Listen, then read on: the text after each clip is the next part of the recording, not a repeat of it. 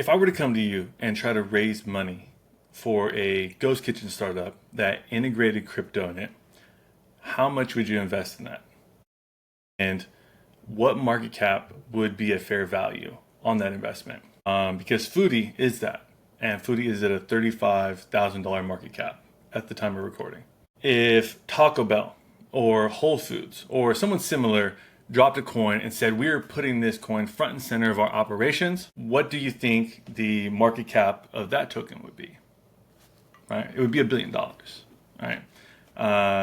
And the difference between that $1 billion and the $35,000 on Foodie is because Foodie's not a Taco Bell or a Whole Foods or anyone in those sectors, anything like that, right? What the discount really is because it's not established and it's a difference of vision, right? You have to have the vision and the belief in what the future holds, right? Maybe you don't believe that Foodie is that. Maybe you just don't see what the vision is.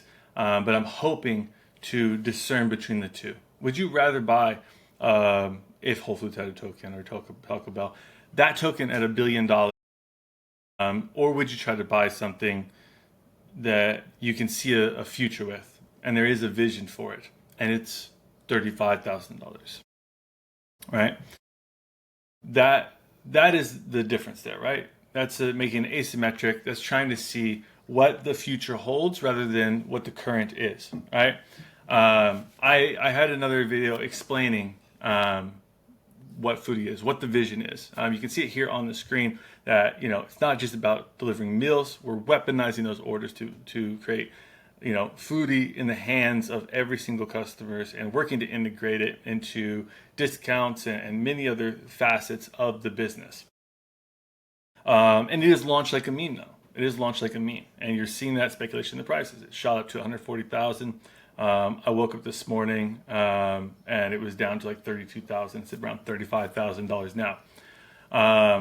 And because it's that speculative field, people think that it is dead. People think that the vision is gone. The vision is still here. In fact, under the new fee share from Belief, which isn't implemented yet, but when it is, our goal of $8 million in volume will be dropped to around $5.7, $5.8 million in total volume, which we can do in a week, we can do in a month, we can do in 3 months.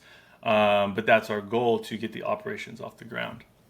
And at this depleted area of where we are, $32,000, it's basically a clean reset on the thing, right? So tokens on Believe launch at a $20,000 market cap. And as I said, we're around $35,000 right now. If you can see over on let's click over here on the chart, close this one out. We had 3 sales, so we're at 33,000, right? And if we look at the distribution on this, right, you see 53% is in the LP right now. 3%. So that's supply that I can't touch. You can't. Well, we can all touch it if we buy it. But it's there to be purchased. It won't be sold, is what I'm saying. Several of the large holders are between myself. I have a few different wallets where I bought a supply at around $27,000 to try to hold a floor. We're basically pretty close to that floor. And 2 of the other people that helped me launch it, who are also still holding their tokens. And then there's some random people. Maybe you watching this video, maybe not you watching this video. If we see here, there's around 17 people who hold more than 1%. It's a pretty tightly wound supply, right? Which means, and it's also got pretty thick LP. So it means the downside is around, if it returned to 20K, which is where it started, it can't go any lower, is 30-40% downside, right?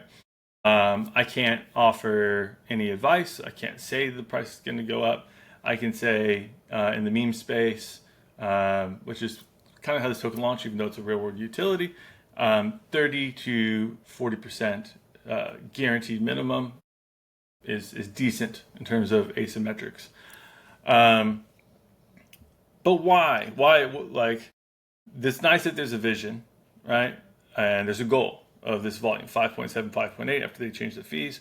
and how we're going to exactly get there, right? And along the way, I want to leave more breadcrumbs. I got some feedback around that, around like dropping more about like menus, budgets for the restaurant, things like that, which I will be doing.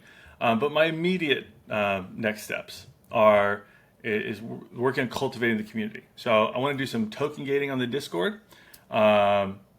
To kind of like cultivate that group of real holders, right? Because you get people in there, they just want to do BD, which is great. I've done BD. I understand.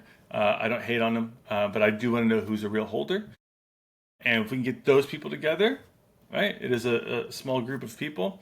Then we can start building from there as well. I'm going to work on a community campaign as a way to drive volume and to onboard new foodies.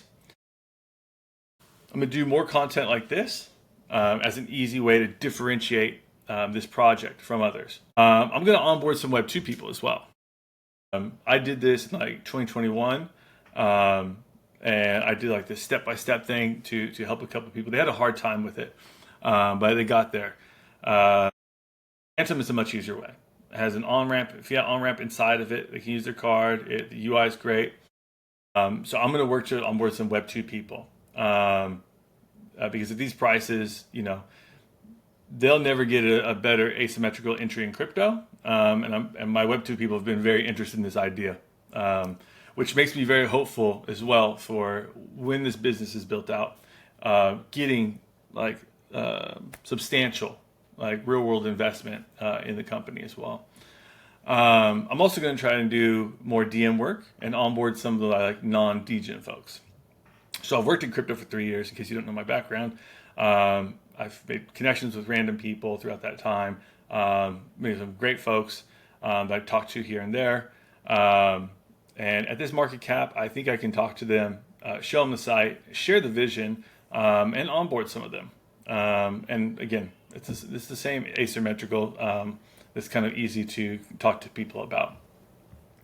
And for you guys yourselves, community is everything. It's everything for every project. People talk about utility in this space. Whatever, tech is great. Building this restaurant, it's great, right? But you see squirrel tokens go to $1 billion. I think there's a hidden thing in that where it's like entertainment.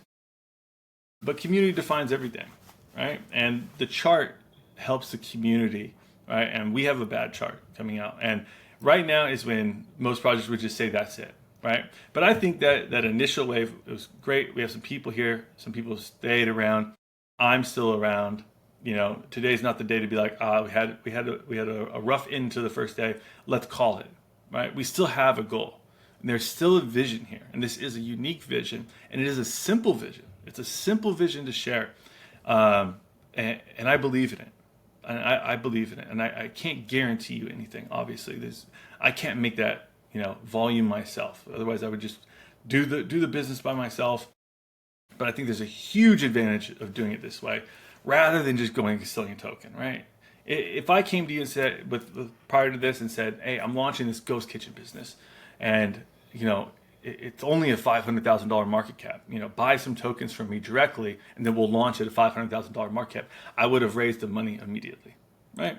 But we're trying to do this in a sustainable, fair, and a way that allows people to speculate on their own, and do it that way. So, if you guys like the idea, I ask you to believe, and I ask you to evaluate the upside versus downside, and attempt to see the vision. And if you can't see the vision, you should exit. If you can, help me get there.